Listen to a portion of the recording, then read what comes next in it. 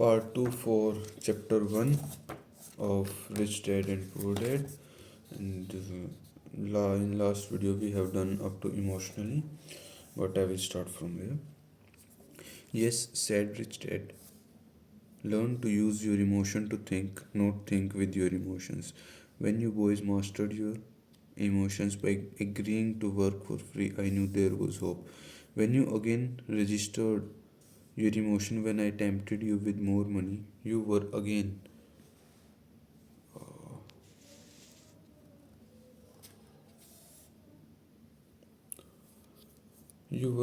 learning to think in spite of being emotionally charged. That's the first step. What is the step so important? Why is that step so important? I asked.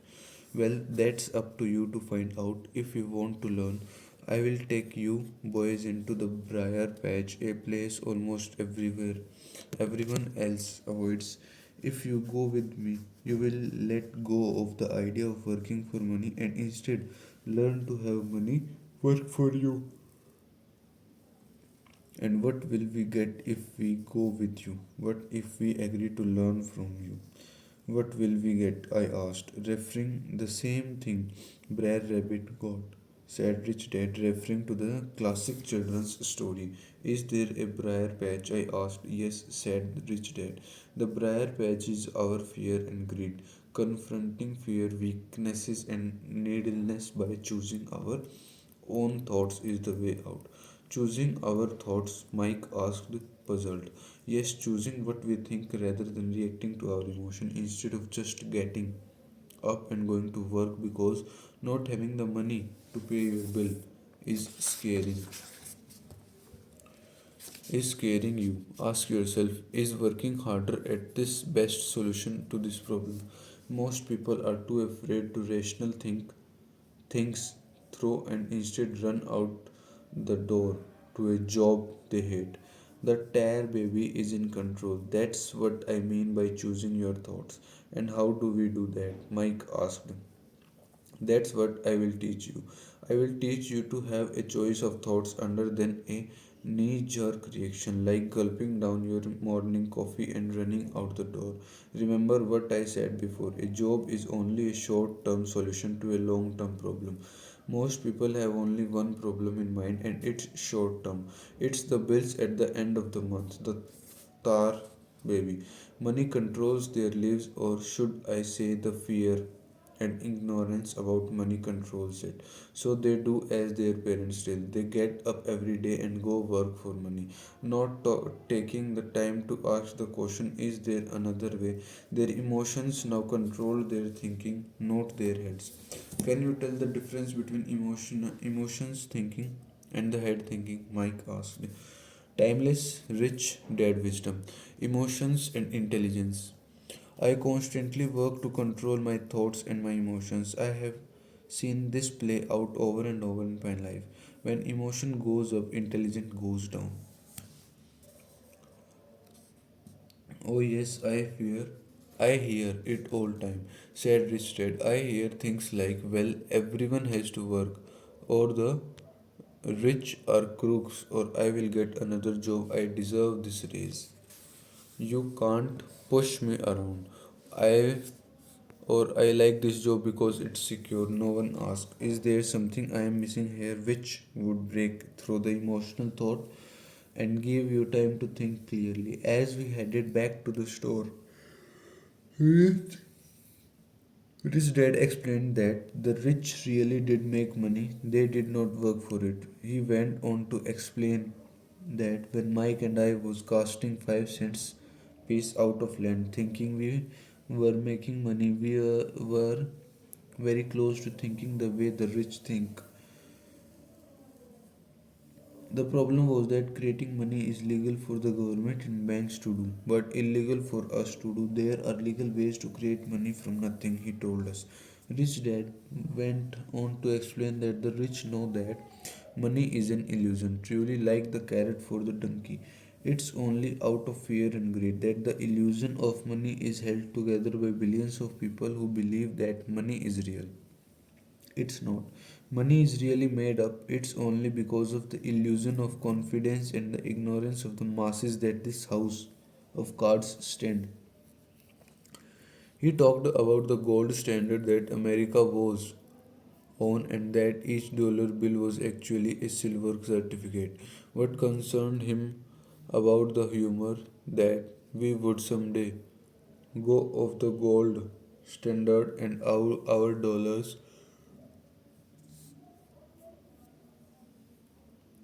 would no longer be backed by something tangible. If that happens, boys at hell will break loose. The poor, the middle class, and the ignorant will have their lives ruined simply because they will continue to believe that money is real and that the company they work for or the government will look after them.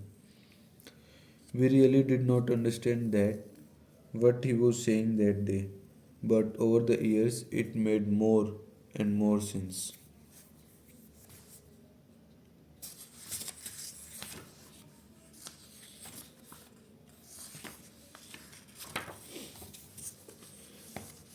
Seeing what others miss. As he climbed into his pickup truck outside his convenience store, which Dad said, "Keep working, boys, but your adult life will be. Keep using your brain, work for free, and soon your mind will show you ways of making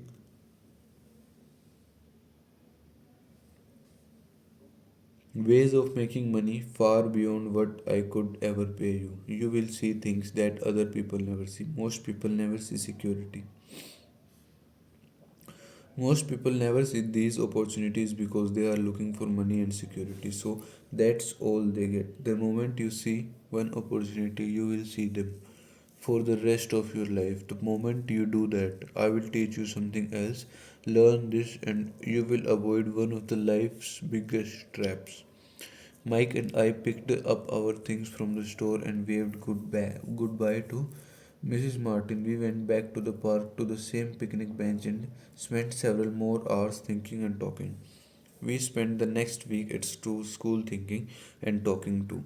For 2 more weeks, we kept thinking, talking, and working for free. At the end of second Saturday, I was again saying goodbye to Mrs. Martin and looking at the comic book stand with a longing gaze. The hard thing about not even getting 30 cents every Saturday was that I didn't have any money to buy comic books. Suddenly, at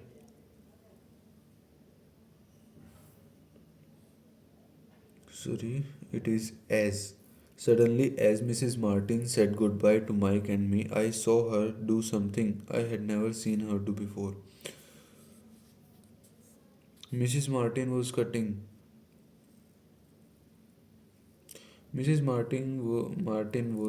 the front page of the comic book in half. She kept the top half of the comic book cover and threw the rest of the book into a large cardboard box.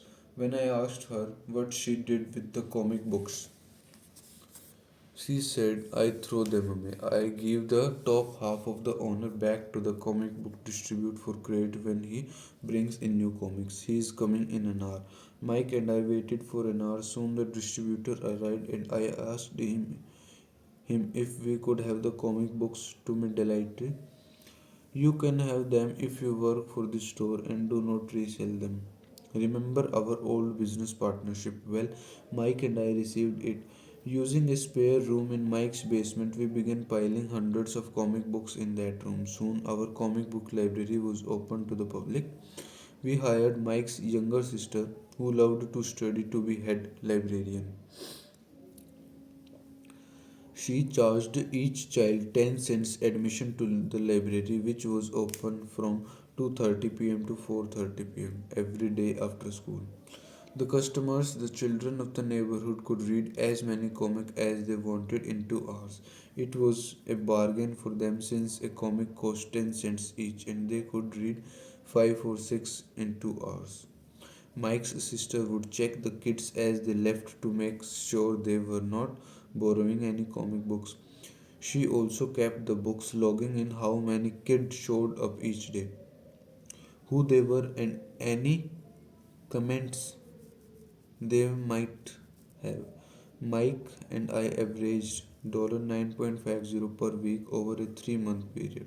We paid his sister $1 a week and allowed her to read the comics for free, which she rarely did since she was always studying.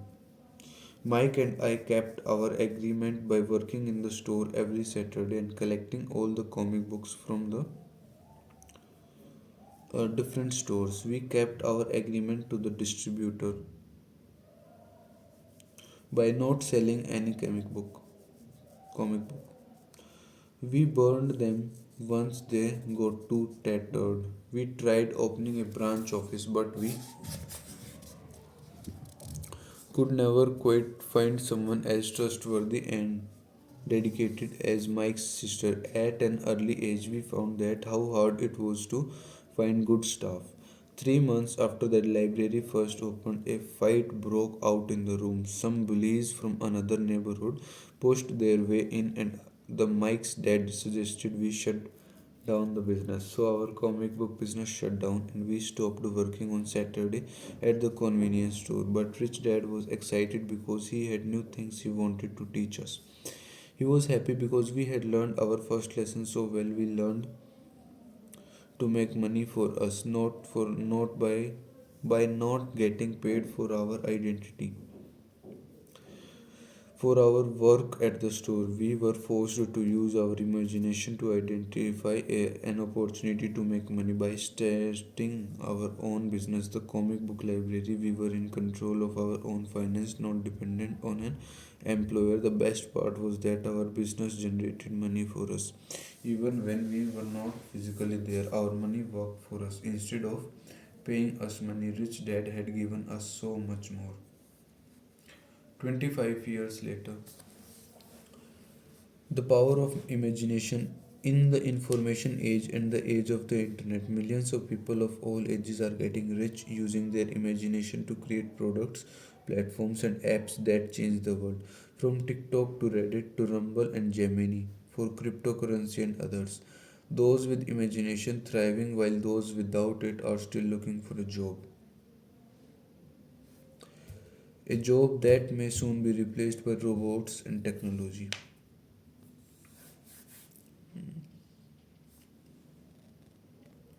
Study session, chapter 1, lesson work. The rich don't work for money.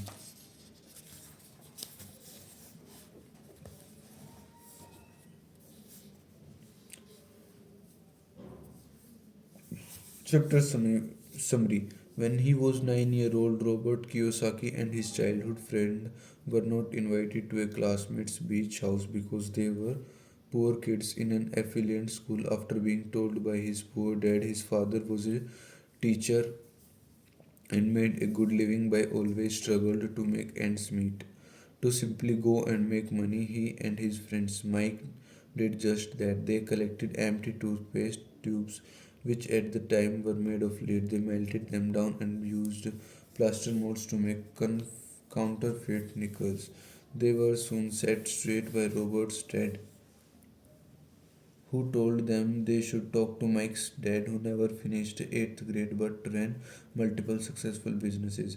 Mike's dad, the rich dad of the book title, agreed to teach them, but on his terms. He had them work 3 hours every Saturday morning at one of his convenience stores, dusting the food packaging and cleaning. He paid them 10 cents an hour, which Robert usually spent on 10 cents comic books. Fairly quickly, Robert grew disenchanted with the boring work and low pay. When he told his friend he was going to quit,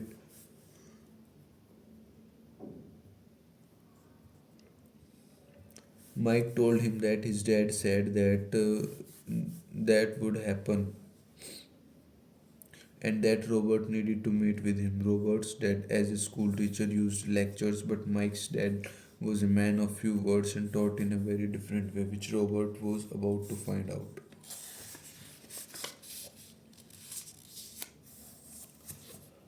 The next Saturday morning, Robert went to meet Mike's dad but was kept waiting in a dusty, dark living room for an hour. He was fed up and emotionally by the time he got to complain to Mike's dad, accusing him of being greedy and not showing him respect. When he said Mike's dad had not taught him anything despite their agreement, the business owner calmly disagreed. His rich dad explained that life doesn't teach you with words but by pushing you around. Some people let life push them around, others get angry and push back against their boss or their loved ones. But some people learn a lesson from it and, in fact, welcome life pushing them around because it means they need to learn something. Those who don't learn that lesson spend their lives blaming everyone else and waiting for a big break, or decide to play it safe and never risk or big win. He told Robert that he and Mike were the first people who had ever asked him to teach them how to make money. He had more than 150 employees, and though they had asked for a job, they had never asked for the knowledge that Robert and Mike wanted. So the rich dad decided to create a course that mirrored life and pushed the boys around a little. Robert asked what lesson he had learned other than the then that his rich dad was cheap and exploited his workers. That the rich dad challenged him on this, saying that most people blamed others when in fact their attitude was the problem. What would solve the problem? His brain, Mike's dad told him. He wanted Robert to learn how money worked so he could work it for him. He was also glad that He was also glad that Robert was angry because anger combines with love to create passion, a key component of learning. Money wouldn't solve problems, people's problem, he went on. Many people who have a high paying job still struggle with money problems, like Robert's poor dad, because they didn't know how to make money work for them. He said that the emotions Robert had felt working for those 10 cents an hour, disappointment and feeling like it wasn't enough, was what he had feel like his whole life if he didn't learn this lesson now. He introduced Robert to the concept of taxes, explaining that the poor and middle class allow the government to tax them but the rich don't. He asked if Robert still had a passion to learn. When he said yes, his rich dad told him he was going to stop paying him for the work at the store. He told Robert to use his head to figure it out. Robert and Mike worked for free for 3 weeks. Mike's dad showed up and worked them outside for a talk, asking if they had learned anything yet. They had not. The rich dad told them if they didn't learn this lesson, they had be like most people who work hard for little money their whole life. He offered them 25 cents an hour, which they resisted. He upped it to $1 an hour, then $2. The Robert stayed silent. A final offer of $5 an hour, price princely sum at that time, solidified for Robert that he wouldn't be brought. The rich dad said it was good they didn't have a price. Most people did because their lives are controlled by fear and greed. Fear of being without makes them work hard and earn a paycheck, but once they have that money, greed gets them picking about all the things they could buy,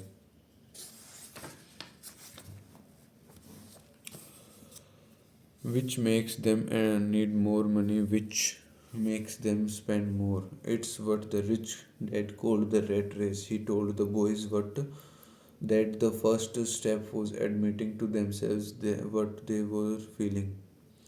Too often, people reacted to their emotions instead of thinking logically. They are afraid of admit money in running their lives, and so money controls them. It's not just the poor who face the fear. The rich often operates from a place of fear. He wanted to teach the boys to not just be rich because money doesn't solve the problem.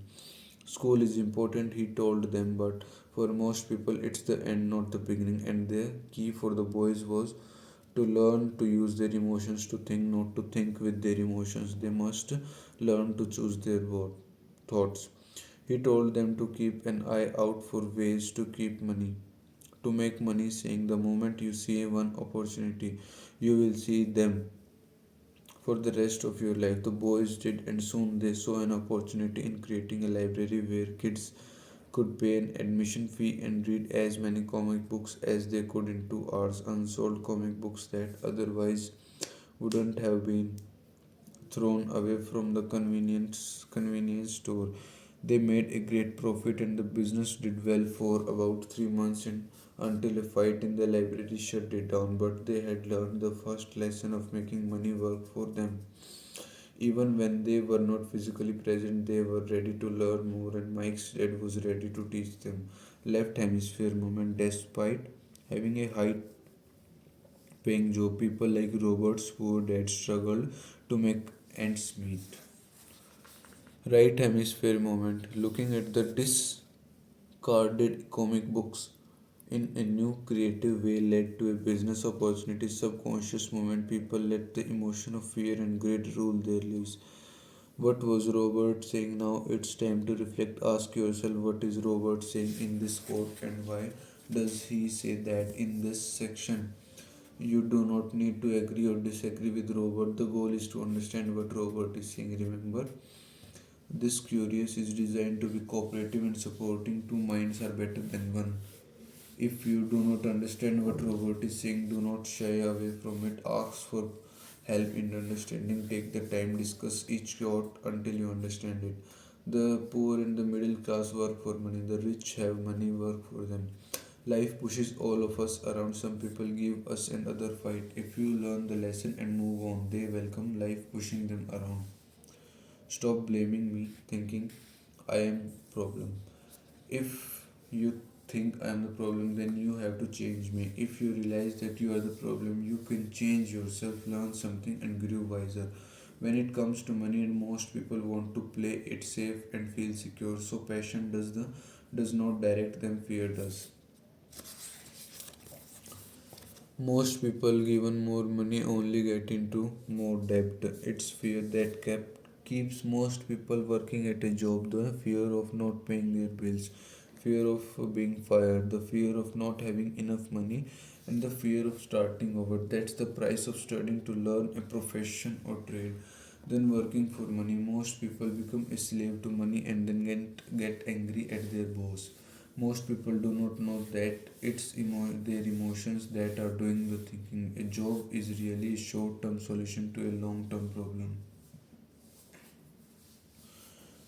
It's just like the picture of a donkey dragging a cart with its owner dangling a carrot just in front of its nose. The donkey's owner may be jogging where he wants to, but the donkey is chasing an illusion. Tomorrow there will only be another carrot for the donkey.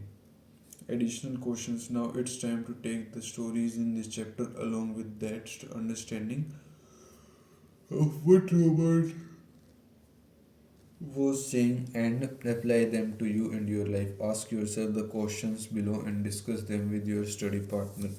Be honest with yourself and your partner. If you do not like some of the answers you are giving, ask yourself if you are willing to change and accept the challenge to change your thoughts and mindset. How common is the approach to money taken by Robert's poor dad? Robert's rich dad said true learning takes energy, passion, and a burning desire. What are examples of when this has proven true in your life? What's one lesson you never forget and why?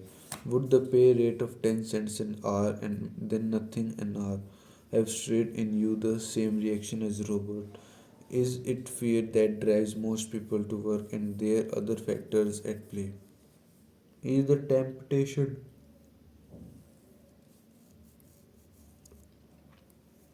temptation strong to think that more money will soothe that fear? Why is that such a common reaction?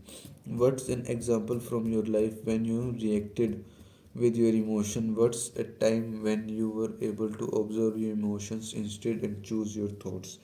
Are the rich or the poor more susceptible to those controlling emotions of fear and greed? Why do you think that is? Do you think most people realize they are stuck in the rat race? Why or why not? I think I had completed the first chapter.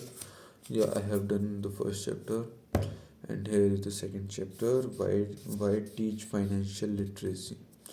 We will cover it in our second video. Sorry, third. I don't know which video it going to be. Uh, it's from page number 20, nearly 20 to 65. Not 65, it's nearly up to 74.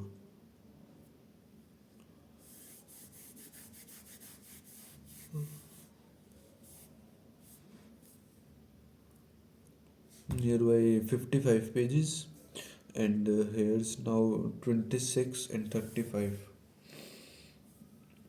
More than 60 pages. More than 60 pages. Okay, thank you guys. Written Poor Dad by Robert T. Kiyosaki.